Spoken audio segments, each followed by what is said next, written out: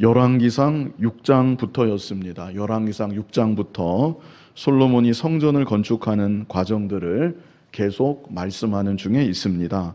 먼저는 우리가 성전의 외부 공사, 그 성전의 외형 틀을 만드는 일에 대해서 우리가 말씀을 통해 보았었고요. 그리고 이어서 성전의 내부 공사였습니다. 성전의 내부 공사에 대해서 우리가 또한 보았었습니다. 그리고 노쇠장인 히람을 불렀죠. 노쇠장인 히람을 불러서 성전 밖에 여러 놋기구들을 만들게 했는데, 먼저는 성전 현관 앞에 야긴과 보아스 큰 두 기둥을 만들어 세운 것을 우리가 보았고, 또 놋바다를 만들었습니다. 그리고 지난 시간에는 물두멍을 만들었고, 물두멍을 옮기기 위한 받침 수레를 만드는 내용까지 우리가 보았습니다. 이제 이어지는 이 시간 본문은 또 다른 놋기구들을 추가로 만들고 앞에서 만들었던 여러 기구들에 대해서 다시 한번 정리하는 내용입니다. 이 시간 본문을 끝으로 성전 건축에 대한 모든 말씀은 이제 다 마무리가 됩니다. 이 시간 어떤 기구들을 추가로 만들었는지 간단하게 살펴보고, 또 본문을 통해 우리에게 주시는 교훈이 무엇인지 함께 생각하며 은혜 나누고자 합니다. 우리 본문 40절을 같이 읽어보겠습니다. 히람이 또 물두멍과 부삽과 대접들을 만들었더라. 이와 같이 히람이 솔로몬 왕을 위하여 여호와의 전에 모든 일을 마쳤으니. 여기 40절 제일 앞에 히람이 또 물두멍과 그랬습니다. 우리 지난 시간이었죠. 물두멍 10개를 만든 것을 우리가 지난 본문에서 보았었습니다. 여기서 물두멍은요, 그 물두멍이 아닙니다. 여기 각주가 있는데요, 병행구절인 역대하 4장 11절에 솥이라고 표기하고 있음을 여기 각주에 말하고 있죠. 그래서 여기서 물두멍은 앞에서 언급한 물두멍이 아니라 솥이라고 우리가 이해할 수 있겠습니다. 솥은 재물을 삶기 위해서 사용하는 그런 기구였습니다. 그리고 또 부삽을 만들었고요, 대접들을 만들었다. 부삽은 제단에 재를 이렇게 퍼서 버리기 위해서 부삽이 필요했고, 대접은 제물의 피를 여기다 담습니다. 제물의 피를 대접에 담고, 그 담겨진 대접을 가지고 제단 사방에 이 피를 뿌리게 되는 것이죠. 자, 이렇게 추가로 놋기구들을 또 만들었습니다. 그리고 40절 여기 중반부부터 보시면 이와 같이 히람이 솔로몬 왕을 위하여 여호와의 전에 모든 일을 마쳤다. 이로써 하나님 성전의 모든 일이 다 마무리가 되었다는 것이죠. 이제 41절부터 다시 정리를 합니다. 앞에 나왔던 기구들을 정리하는 내용. 우리가 다 앞에서 보았었습니다. 41절로 45절까지. 혹시 생소하시면 안 되는데 다 봤던 건데, 아무튼 이 정리하는 내용이니까요. 우리 41절로 45절까지 다 같이 한번 읽어보겠습니다. 곧 기둥둘과 그 기둥 꼭대기에 공 같은 머리둘과 또 기둥 꼭대기에 공 같은 머리를 가리는 그물둘과 또 그물들을 위하여 만든 바 매 그물에 2줄씩으로 기둥 위에 공 같은 두 머리를 가리게 한 석류 400개와 또 10개의 받침수레와 받침수레 위에 10개의 물두멍과 한 바다와 그 바다 아래에 소 12마리와 솥과 부삽과 대접들이라. 히람이 솔로몬 왕을 위하여 여호와의 성전에 이 모든 그릇을 빛난 놋으로 만드니라. 자, 여기까지 40절로 45절까지 여기 나오는 기구들은요, 모두가 다 성전 건물 바깥에서 쓰이는 기구들입니다. 성전 안에 있는 기구가 있고 성전 밖에 있는 기구가 있는데, 40절로 45절은 다 성전 밖에서 쓰이는 기구들이었고요. 중요한 것은 이 기구들이 다 무엇으로 만들어졌습니까? 노수로 만들어졌다는 것, 이것을 기억하실 필요가 있습니다. 성전 외부의 기구들은 다 무엇으로요? 노수로 만들어졌습니다. 성전 내부의 경우에는 어떠했습니까? 성전 내부는 무엇으로 만들어졌죠? 성전 내부는 다 순금입니다. 그 성전 들어가면 천장도 순금이고 벽도 순금이고 바닥도 순금이고 순금을 다 입혔습니다. 그 성전 안에 성소도 그렇고 지성소도 그렇고 그 안에 있는 모든 기구들도 통으로 아예 전체를 금으로 쳐서 만든 기구도 있고요. 그렇지 않다면 조각목이나 이런 나무로 만들어서 그 위를 다 순금으로 입혔습니다. 그래서 성전 안에 들어가면 전부가 순금입니다. 일단 눈에 보이는 게 다 순금입니다. 그 성소 안에 그 등잔대가 있습니다. 등잔대에 불이 있고 또 창을 통해서 채광이 되죠. 그래서 성전 안에 들어가면 다 순금이기 때문에 얼마나 번쩍번쩍 빛났을지 우리가 생각해 볼 수 있죠. 자, 그래서 성전 안에는 전부가 순금이었고 성전 밖에는 전부가 무엇입니까? 노시였다. 이것을 일단 잘 기억하시면 좋겠습니다. 제가 뒤에 가서 이에 대해서 설명을 드리겠습니다. 자, 46절 우리 같이 읽어보겠습니다. 왕이 요단 평지에서 숫꽃과 사르단 사이에 차진 흙에 그것들을 부어 내렸더라. 자, 이것은 그 성전 밖의 녹기구들을 어떻게 만들었는지 여기 46절에 간단히 설명을 하는 것입니다.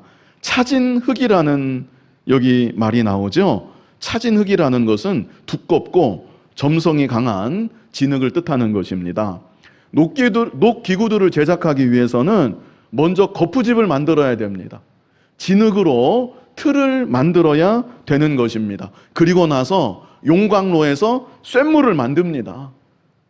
적어도 1000도씨 이상 용광로를 데펴서 거기에서 쇠를 달구고 쇳물을 만드는 것이죠. 그리고 그 쇳물을 만들어진 거푸집에 부어서 원하는 녹기구가 만들어지게 되었던 것입니다. 자, 그런데 이 일을 하기 위해서 그냥 아무 흙이나 쓰면 될까요?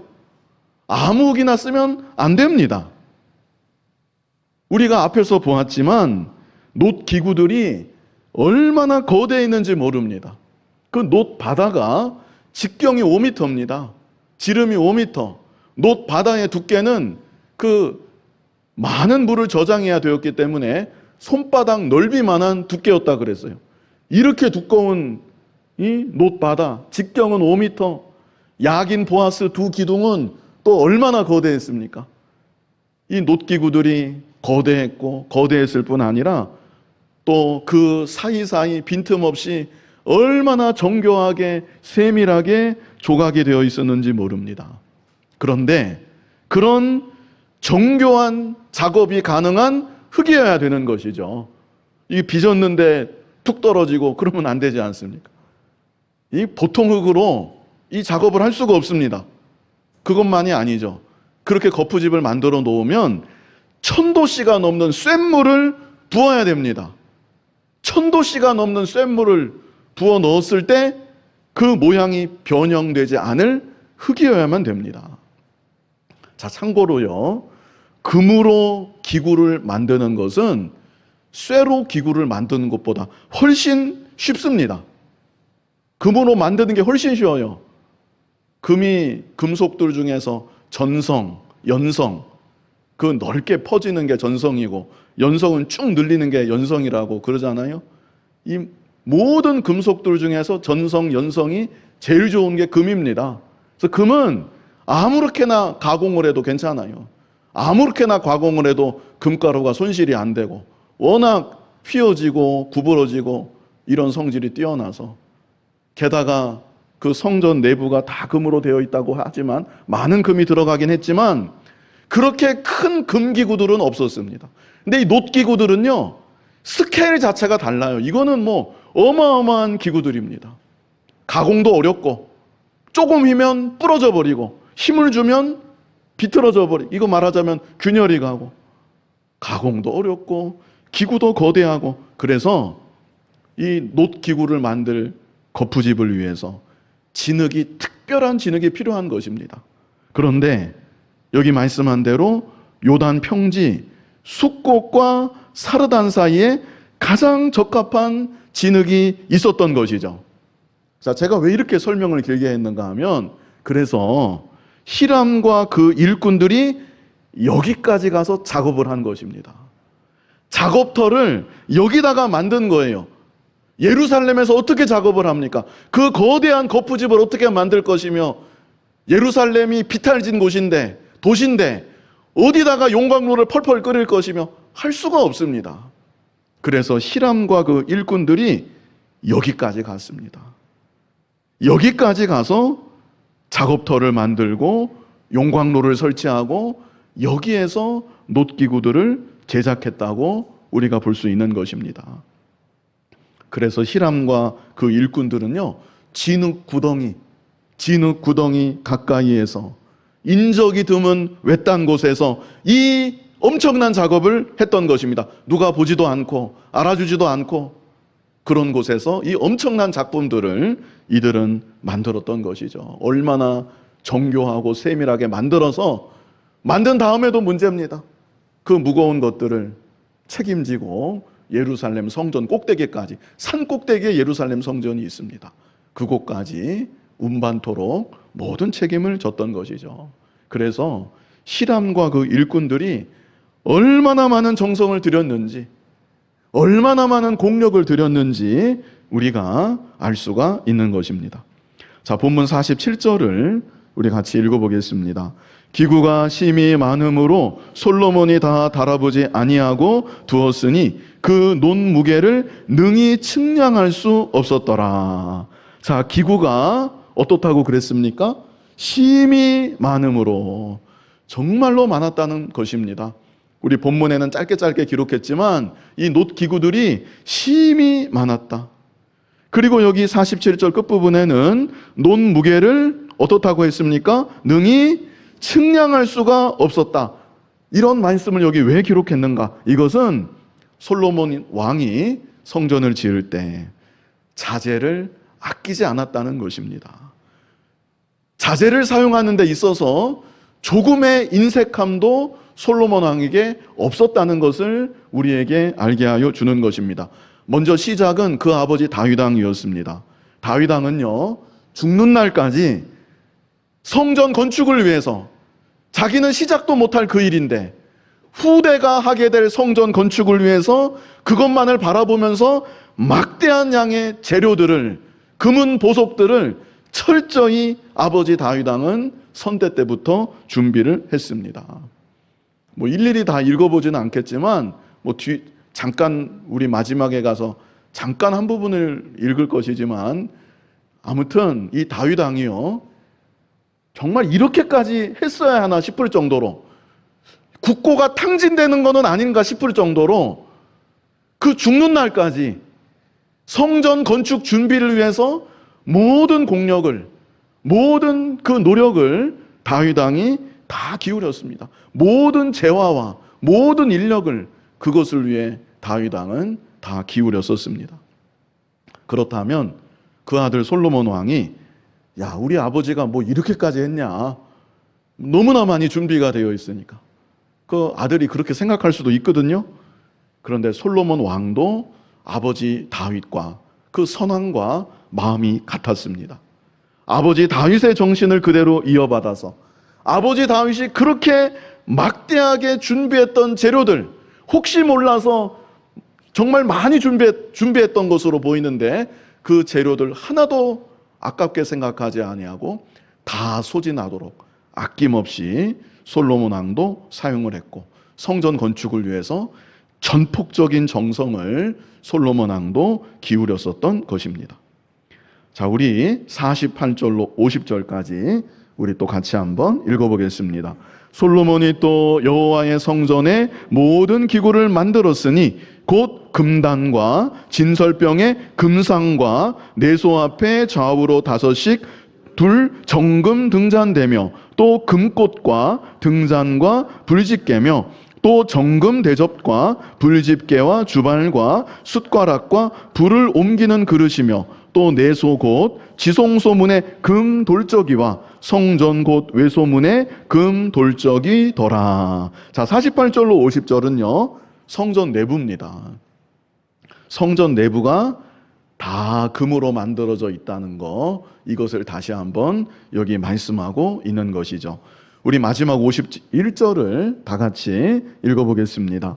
솔로몬 왕이 여호와의 성전을 위하여 만드는 모든 일을 마친지라. 이에 솔로몬이 그의 아버지 다윗이 드린 물건 곧 은과 금과 기구들을 가져다가 여호와의 성전 곳간에 두었더라. 자, 여기까지 성전 건축에 대한 모든 말씀이 이로써 다 마무리가 되었습니다. 여러 주에 걸쳐서 참 딱딱한 말씀들이었는데 여기까지 잘 오셨습니다. 자, 그렇다면 성전 건축을 마무리하면서 함께 우리가 무엇을 생각하면 좋겠는가? 자, 먼저 생각할 것은요, 제가 언급한 대로 성전 내부는 모두가 순금으로 되어 있었다. 성전 외부는 모두가 노수로 되어 있었다. 이것이 무엇을 우리에게 알게 하여 주는 것인가? 이것이 무엇을 나타내고 있는 것인가? 자, 이것은요, 예수 그리스도의 신성과 인성을 나타내고 있는 것입니다. 예수 그리스도의 무엇과 무엇을 나타낸다고요? 신성과 인성을 나타내고 있다. 예수님은 태초부터 계신 하나님이십니다. 지극히 높으신 분이시고 측량할 수 없는 무한한 영광을 가지고 계신 거룩하신 분이십니다. 순금으로 온통 덮여 있는 성전 내소가, 제사장들 외에는 감히 들어갈 수조차 없는 그 처소가 바로 예수님의 구별된 신적인 영광을 나타내고 있는 것입니다. 그리고 성전 밖은 온통 노수로 되어 있습니다. 특별히 이 시간 본문에는 진흙을 통해, 진흙 거푸집을 통해 놋기구들이 만들어졌다는 것을 강조하고 있습니다.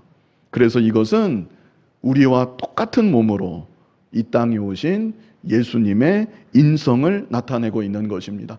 지극히 존귀하신 분이, 무한한 영광을 갖고 계신 하나님이 낮고 천한 이 땅에 우리와 똑같은 모습으로 낮아지셨던 것이고, 우리를 위하여서 속죄의 제물이 되어 주셨던 것입니다. 놋제단은 언제나 불길 속에 휩싸입니다. 예수님은 우리의 죄를 대신 지시고 하나님의 불같은 진노를 그 몸에 다 받으셨던 것입니다. 놋대접, 제가 설명을 드렸죠. 놋대접, 그 안에는 제물의 피를 담습니다. 그리고 그 대접을 가지고 가서 그 피를 제단 사면에 다 쏟아내고 뿌리게 되는 것이죠. 그와 같이 예수님은 우리를 위해서 속죄의 피를 다 쏟아 붓듯이 흘려, 십자가에서 달려 보혈을 다 흘려주셨던 것입니다.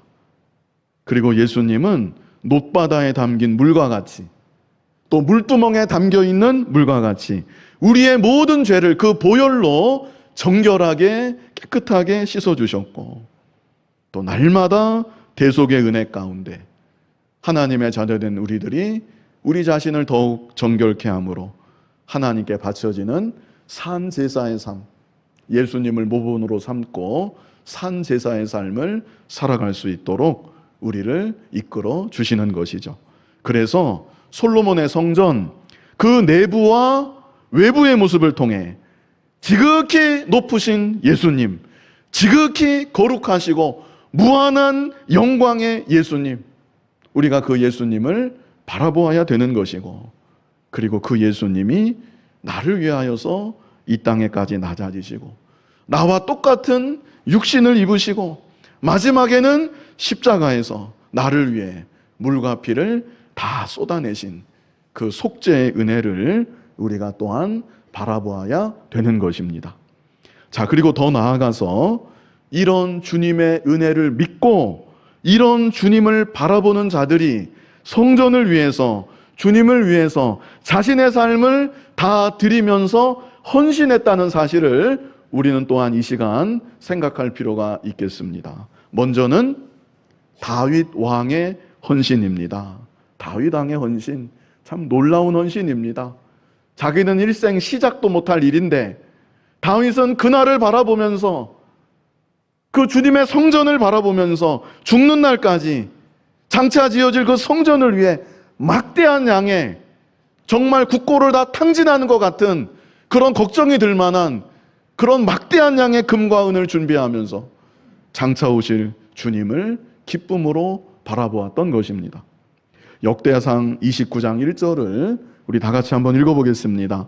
다윗 왕이 온 회중에게 이르되 내 아들 솔로몬이 유일하게 하나님께서 택하신 바 되었으나 아직 어리고 미숙하며 이 공사는 크도다. 이 성전은 사람을 위한 것이 아니요 여호와 하나님을 위한 것이라. 여기 다윗 왕이 말하고 있죠. 이 성전은 아직 시작도 안 된 성전입니다. 사람을 위한 것이 아니다. 여호와 하나님을 위한 것이다. 이어지는 2절로 3절에는 다윗 왕이 또 뭐라고 고백을 합니까? 우리 같이 읽어보겠습니다.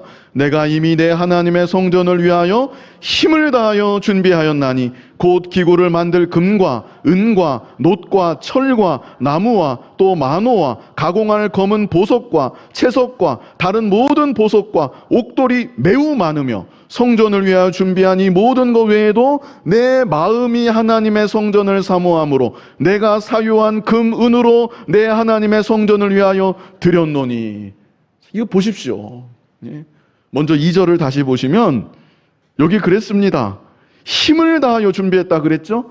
얼마나 정말 다양하게 종류별로 빈틈없이 다윗 왕이 어떤 마음을 가지고 이렇게 준비했을까? 우리가 생각할 수 있는 것이죠. 그래서 여기 2절 끝에 뭐라 그랬습니까? 준비한 것들이 어떻대요? 매우 많으며, 이거는 넘쳐 흐르도록 준비한 것입니다. 딱 맞게, 나라 재정도 있으니까 나라 형편에 맞게 그저 이 정도면 되겠다 딱 맞게 준비한 것도 아니고 매우 많도록 넘쳐 흐르도록, 그게 솔로몬 왕의 마음이었던 거예요. 넘쳐 흐르도록 솔로몬 왕은 준비했는데 2절이 그렇게 끝나죠. 그런데 또 3절을 보십시오. 3절을 보면 성전을 위하여 준비한 이 모든 것 외에도, 넘쳐 흐르도록 준비한 모든 것 외에도 내 마음이, 자기 마음이 중요해요. 내 마음이 내 하나님의 성전을 어떻게 해요? 사모하기 때문에 내가 사유한 자기 사비를 털었다는 것입니다. 이렇게 안 해도 되는데, 이미 넘치도록 준비를 했는데, 그런데 내 마음이 내 하나님의 성전을 사모함으로 내가 사유한 금, 은으로 내 하나님의 성전을 위하여 드렸다. 자기 사비까지 털어서 넘쳐 흐르도록 준비되어 있는 그 모든 재료들 위에 자기가 가진 것까지 더하여 얹었다는 것이죠.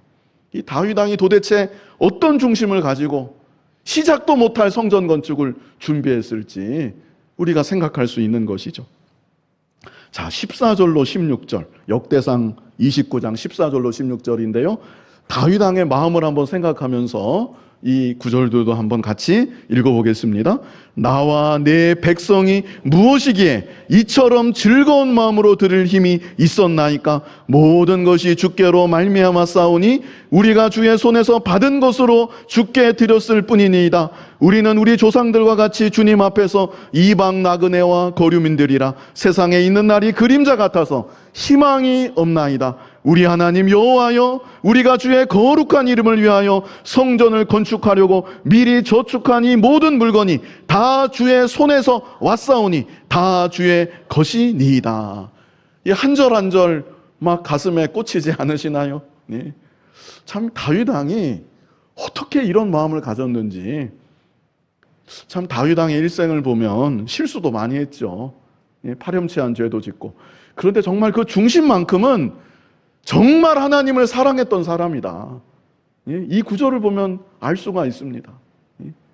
얼마나 믿음이 좋았던 사람이었는가, 우리가 여기서 볼 수 있죠. 여기 14절을 좀 다시 보면요, 그 많은 것을 바치면서 다윗이 하는 말입니다. 나와 내 백성이 무엇이기에, 우리 하나님 앞에 바치면서 이런 생각 해보셨나요? 내가 도대체 무엇인데 이런 헌물을 바치도록 나에게 힘을 주셨을까? 나에게 이런 재물을 주셨을까? 내가 도대체 무엇이기에? 네? 이런 마음으로 다윗은 아낌없이 즐거움으로 하나님 앞에 바쳤던 것이죠. 그리고 15절에는 우리는 다 나그네라는 거예요. 거류민들이라는 겁니다. 다 지나가는 그림자 같아. 16절에는 우리 하나님 여호와여, 우리가 주의 거룩한 이름을 위하여 성전을 건축하려고 미리 저축한 이 모든 물건이 다 주의 손에서 왔사오니 다 주의 것이니다. 이거는 다 주님의 것입니다. 주님의 것을 우리가 무엇이 간데 은혜를 주셔서 주님께 드리도록 이렇게 해주셨습니다. 다윗이 얼마나 주님을 사랑했고 장차 지어질 주님의 전을 얼마나 사모했는지 우리가 알 수 있는 것이죠. 이런 헌신을 다윗은 했습니다. 그래서 다윗의 헌신은 뭐 다 비슷한 헌신 계속되고 있는데요. 후대를 위한 헌신이었다. 특별히 구별점을 찾자면 그렇게 생각할 수 있을 것 같아요. 후대를 위하여서, 후대의 믿음과 후대의 성전 건축을 위해 그렇게 다윗은 기도를 하고 자신의 정성을 바치고 온 마음을 바치고 물질을 바쳤던 그 헌신, 선대의 그 헌신이 있었다는 것, 우리가 먼저 생각해 볼 수 있겠고요. 그리고 당대의 헌신이 있습니다. 그것은 솔로몬 왕의 헌신이죠. 솔로몬 왕도 먼저는 다윗 왕부터 시작을 했지만 아버지 다윗 왕이 준비했던 자재들 넘쳐 흐르도록 준비했는데 이거 아깝게 생각하지 않았습니다. 이거 남겨두지 않았습니다. 혹 남은 것은 성전 곳간 안에 다른 곳에 두지 않고 하나님의 것으로 다 구별해 놓고, 솔로몬 왕도 그 아버지가 준비했던 재료들 전폭적으로 다 사용하고 모든 정성을 쏟아붓고 오늘 본문에 있는 것처럼 논 무게를 다 달아보지 못할 만큼 조금의 인색함도 없이 솔로몬 왕도 역시 당대에 전심을 다하여 헌신했던 것입니다. 이렇게 다윗 왕의 헌신이 있었고요, 솔로몬 왕의 헌신이 있었습니다. 이 두 사람의 헌신만 있었나요? 오늘 본문에 또 누구의 헌신이 있었습니까? 히람의 헌신이 있었습니다. 놋장인 히람의 헌신. 히람 혼자는 아닙니다. 히람은 이름이라도 있지, 히람이 이끄는 일꾼들의 헌신이 있었다는 것, 우리가 그 사실을 또한 생각해야 되는 것이죠. 그들은 예루살렘을 떠났습니다. 진흙 구덩이에 자리를 잡았습니다. 척박한 곳에 자리를 잡고 용광로 뜨거운 곳에서 일을 했습니다. 그 많은 녹기구들, 거대하고 정교하고 세밀한 그 녹기구들을 바로 그곳에서, 아무도 알아주지 않고 보지 않은 곳에서 그 녹기구들을 만드느라 헌신했던 것이죠. 묵묵히 자신들에게 주신 은사를 다 사용하는 헌신이었다. 이렇게 히람과 일꾼들의 헌신은 좀 구별점을 갖고 생각할 수 있겠습니다. 자기들에게 주신 은사들, 누가 알아주든지 알아주지 않든지, 누가 보든지 보지 않든지 아낌없이 다 사용하는 헌신이었다. 이런 헌신이 또 있었고요. 자, 마지막으로 제가 또 말씀드리고 싶은 헌신이 있는데 본문에는 없어요. 근데 이 헌신이 참 놀라운 헌신입니다. 기브온 사람들의 헌신을 제가 말씀드리고 싶습니다. 기브온 사람들의 헌신. 기브온 족속에 대해서 아마 아실 겁니다. 기브온 족속. 기브온 족속은요, 가나안 족속이었어요. 진멸당해야 되는 족속이었습니다. 그런데 여호수아가 가나안 땅을 정복해 들어갈 때 그 다음 차례가 기브온이었거든요. 그런데 이 기브온 족속이 그 여호수아에 보면 왕도 같은 큰 성읍이라고 했습니다. 장대한 장수들이라고 했습니다. 그러면 이들이 한번 해보자, 목숨을 걸고 싸워보자, 결사항전을 해야 그게 좀 남자답고 멋있을 것 같은데 이 기브온 족속들은 그렇게 안 했어요. 아예 포기합니다. 싸우기를 포기합니다. 우리는 싸우나마나 진다. 우리가 어떻게 하나님의 백성들하고 전쟁을 하느냐, 우리가 어떻게 저들을 애굽에서 구원하고 광야길을 인도한 하나님을 대적할 수 있겠느냐. 그 기브온 족속들, 그 장수들이 싸우기를 포기합니다. 그리고 어떻게 합니까? 먼 곳에서 이스라엘 백성들을 찾아오는 그런 사람들처럼 거짓골을 하고 가까운 데서 가면서 거짓골을 하고 찾아갑니다. 진짜 뭐 성경에 거짓골을 했다는 그런 구절은 없는데 뭐 제가 과상은 아닙니다. 정말 행색이 초라하기 그지없는, 옷도 다 헤어지고 떡도 곰팡이 피고 신발도 닳고 이런 모습을 가지고 이스라엘 백성들 진영에 찾아와요. 그리고 낮아지고 겸손해진 겁니다. 그들의 중심은 우리를 그저 불쌍히 여겨 주시옵소서, 죽이지만 말아 주십시오, 이런 정신으로 이스라엘 백성들을 찾아온 거예요. 우리는 먼 곳에서 당신들 소문 듣고 왔습니다. 당신들과 화친하고 싶어서 왔습니다. 그래서 하나님 섭리 가운데 기브온 족속이 이스라엘과 화친을 하죠. 그래서 기브온 족속이 이스라엘 백성들 가운데 포함되어서 살게 되었습니다. 그리고 이들이 감당했던 일들이 있었는데요, 이들이 이때로부터 화친한 이후로부터 기브온 사람들이 무슨 일을 감당했는가? 여호수아 9장 27절을 우리 다 같이 한번 읽어보겠습니다. 그날에 여호수아가 그들을 여호와께서 택하신 곳에서 회중을 위하며 여호와의 제단을 위하여 나무를 패며 물을 깃는 자들로 삼았더니 오늘까지 이르니라. 자, 두 가지 일을 했죠. 무슨 일을 했습니까? 나무 패는 일을 했고, 또 무슨 일을 했습니까? 물 깃는 일을 했다. 자, 여기서는 그냥 이 정도로 보고 넘어갈 수 있어요. 아, 기브온 사람들이 이때는 성막이거든요. 성막에서 나무 팼고 물 길었고, 솔로몬 성전에서도 나무 패고 물 길었고. 그런데 우리 몇 주 전에 봤어요. 놋바다의 물이 얼만큼 들어가 있었습니까? 놋바다의 물 평상시 44,000리터가 들어가 있습니다. 44톤의 물이 놋바다 안에 들어가 있습니다. 이 놋바다의 물을 며칠에 한 번씩 채워야 되었을까요? 며칠에 한 번씩 채웠을까요? 매일매일 채워야 됩니다. 매일매일 제사를 드리기 때문에, 매일매일 그 물이 더럽혀지기 때문에 아무리 그 안에 44,000리터의 물이 있다 하더라도 씻었기 때문에 버려야 됩니다. 그리고 다시 채워야 됩니다. 매일같이 44,000리터의 물을 기브온 사람들이 길어왔던 것입니다. 물두멍 10개가 있었죠. 물두멍 하나당 880리터. 역시 엄청난 양의 그 물이 들어갑니다. 10개니까 8,800리터. 9톤에 달하는 물입니다. 그것도. 그 물과 놋바다의 물 이들이 날마다 채웠습니다. 요즘은 수도꼭지라도 있지. 수도꼭지 틀어서 채우는 것도 그 보통 일이 아닙니다. 근데 이 시대는 기온샘이 있었어요. 예루살렘 성전에서 사용되는 물은 기온샘에서 길러왔습니다. 기온샘은 예루살렘 성전은 산 꼭대기에 있고 산을 타고 400m, 최단 거리가 400m입니다. 좀 말하자면 긴 거리는 800m, 400m에서 800m 거리를 내려가야 기온샘이 있습니다. 그러니까 기브온 사람들이 날마다 그 길을 산비탈을 타고 내려가서 항아리나 가죽부대에 물을 담고 그것을 지고 그 비탈을 올라서 도대체 몇 번을 반복했겠습니까? 44,000리터, 44,000리터, 44톤, 또 한쪽은 8톤. 이 어마어마한 물을 날마다 기브온 사람들이 채웠던 것입니다. 그래서 나무 팼다고 그랬죠? 예루살렘 성전의 번제단은요, 그 번제단의 불이 24시간 꺼지면 안 됩니다. 1년 365일 단 한순간도 꺼지면 안 됩니다. 날마다 제사를 드리는데 하루에만 해도 수십 마리, 최소한 수십 마리에서 수백 마리 이 제물이 태워지고요.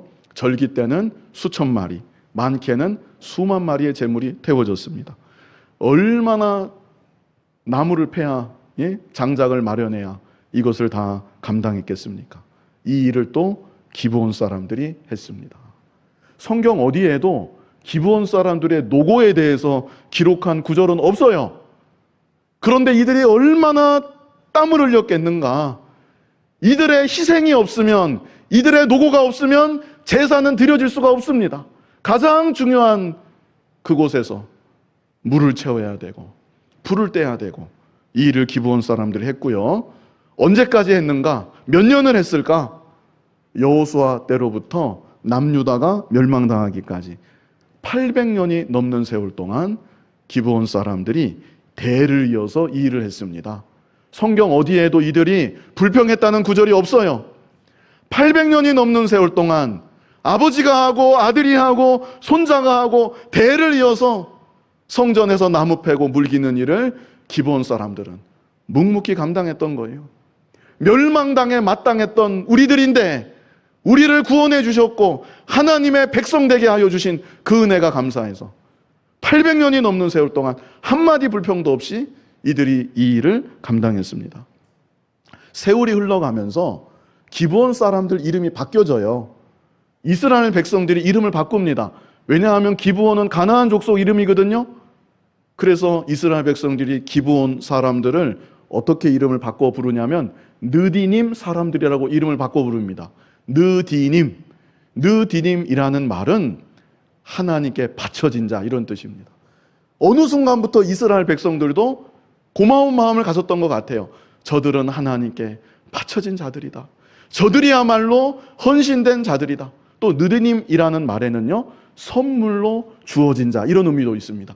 우리에게 하나님께서 선물로 저런 충성된 사람들을 우리에게 붙여주셨구나. 이스라엘 백성들이 기브온 사람들을 느디님 사람들이라고 언젠가부터 부르기 시작했습니다. 그리고 이들이요, 이스라엘의 흥망성쇠와 같이 합니다. 이스라엘의 역사와 자기들의 삶을 같이 했습니다. 남유다가 멸망할 때 이들도 같이 그 가운데 있었고, 바벨론의 포로로 잡혀 끌려갈 때 느디님 사람들도 같이 잡혀서 끌려갔습니다. 그리고 더 놀라운 것은 바벨론 포로에서 70년 만에 돌아오죠. 자, 그때 아셔야 될 게 돌아온 사람이 많을까요? 안 돌아온 사람이 많을까요? 안 돌아온 사람이 훨씬 더 많습니다. 돌아온 사람들은 소수였어요. 그 상식입니다. 70년 동안 페르시아 땅에 정착해서 자식 낳고 살았는데 그 땅을 버린다는 것은 웬만한 믿음이 아니면 못하는 일입니다. 아무리 하나님이 예루살렘을 다시 주신다고 한들 다 거기는 황폐화됐는데 돌아가면 페르시아 땅에서 일궈 놓은 거 다 버리고 가는 거예요. 다 버리고 예루살렘에 가서 다시 시작해야 됩니다. 소수만 갔습니다. 소수만. 대부분의 사람들은 바벨론 땅에 그냥 정착해서 살아갔습니다. 디아스포라, 유대인으로 거기서 살아갔던 거예요. 자, 그런데 놀라운 것은 돌아가는 무리 가운데 느디님 사람들이 있었다는 겁니다. 이 참 놀라운 일이에요. 800년을 넘게 그 고생을 했는데 이들이 진절머리가 났으면 왜 돌아갑니까? 돌아가 봤자 할 일은 똑같아요. 나무 패는 일, 물 깃는 일만 죽도록 하다가 끝나는 거예요. 자기 자식도 그 일만 하다가 죽는 거고. 그런데 느디님 사람들이 바벨론 포로에 귀환하는 행렬 가운데 같이 있었다는 거. 이 얼마나 놀라운 일입니까? 에스라 2장 43절 우리 같이 한번 읽어보겠습니다. 느디님 사람들은 시아 자손과 하수바 자손과 답바옷 자손과. 자, 이렇게 느디님 사람들의 명단이 포로 귀환 명단이거든요.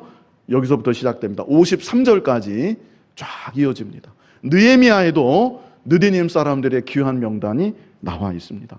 정말로 변함없는 충성이었다. 1000년을 이어가는 충성입니다. 아까 800년 이상이라 그랬죠? 포로 귀환해서 수룹바벨 성전 그것까지 합하면 1000년을 넘는 세월 동안, 야, 이런 사람들이 성경에 있다는 거 참 너무나 참 감사한 일입니다. 1000년의 세월 동안 변함없이 그 가장 낮은 자리에서 하나님의 전을 위해, 주님을 위해 충성하고 헌신했던 이 느디님 사람들의 헌신, 여기까지 우리가 생각해 볼 수 있겠습니다.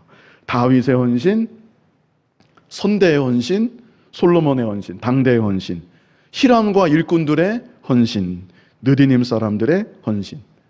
다윗 같은 경우는 다음 세대를 위한 헌신입니다. 기도로 준비하는 헌신. 우리도 기도 많이 해야 합니다. 다음 세대를 위해, 우리 자녀를 위해 기도로 준비하는 헌신, 또 물질로 모든 마음과 공력으로 다음 세대를 위해 준비하는 헌신. 그게 다윗의 헌신. 솔로몬 당대의 헌신, 자기에게 주어져 있는 최고의 것을 아낌없이 전폭적으로 다 사용한 헌신이었다. 솔로몬도 성전 건축 때 이런 헌신을 했고요. 히람과 일꾼들, 아무도 알아주지 않은 외딴 곳에서 자신들에게 주신 은사를 다 사용한 헌신이다. 알아주나 몰라주나 누가 봐주나 안 봐주나 그런 헌신을 했고, 느드님 사람들 낮은 자리, 고된 자리, 땀 흘리면서 노동하고 섬기고 이런 헌신이었습니다. 제가 이렇게 네 부류의 헌신을 말씀드렸는데요. 우리도 이와 같은 헌신을 해야 합니다. 나는 어떤 헌신을 하고 있습니까? 예수님은 지극히 높으신 하나님이시고 무한한 영광 가운데 계신 정말 측량할 수 없는 거룩하신 하나님이신데, 그분이 이 땅에 낮고 천한 모습으로 나와 같은 모습으로 찾아와 주셨다는 것, 나를 대신해서 나를 위해서 십자가에 못 박혀 죽으셨다는 것, 나의 죄를 다 담당해 주시고 물과 피를 나를 위해 다 쏟아 주셨다는 것, 우리가 이 은혜를 생각해야 됩니다. 이 주님의 은혜를 생각하고 주님을 바라보면서 이 시대 나는 과연 어떤 헌신의 삶을 살아가야 되겠는가? 주님을 위해서, 그리고 주님의 몸된 교회를 위해서 좀 더 충성하고, 또 남은 생에 다윗이 나그네처럼 지나간다 그랬죠? 아무것도 안 남습니다. 다 지나갑니다. 나그네처럼 지나가는 이 세상에서 주님을 위해, 교회를 위해 더욱 충성하고 헌신하는 삶을 살아가는 저와 여러분이 될 수 있기를 간절히 바랍니다. 하나님 아버지, 은혜를 감사합니다. 심히 부족하고 연약한데 예수님 십자가 보혈의 대속 공로를 입게 하시고 믿게 하시고 그 은혜 가운데 살아갈 수 있도록 인도하여 주시니 감사합니다. 예수님 오시기 전이었지만 주님을 바라보면서 주님을 사랑하고 주님의 전을 지극히 사모하여서 다윗이 어떻게 헌신을 했는지, 솔로몬이 어떻게 헌신을 했는지, 히람과 그 일꾼들이, 또 느드님 사람들이 어떤 헌신의 삶을 살았는지 우리가 이 시간 보았습니다. 이 시대 우리들도 잠시 있다 지나가는 나그네 같은 인생길 걸어갈 때 먼저는 예수님의 십자가 대속의 은총을 온전히 믿고 바라보는 우리들 되게 하여 주셔서 그 사랑에 감사하고 감격해서 남은 때에 주님을 위해, 주님의 몸된 교회를 위해 더욱 충성하고 헌신하는 삶을 살아가는 우리들 모두가 되게 하여 주시옵소서. 예수님 이름으로 기도하옵나이다. 아멘.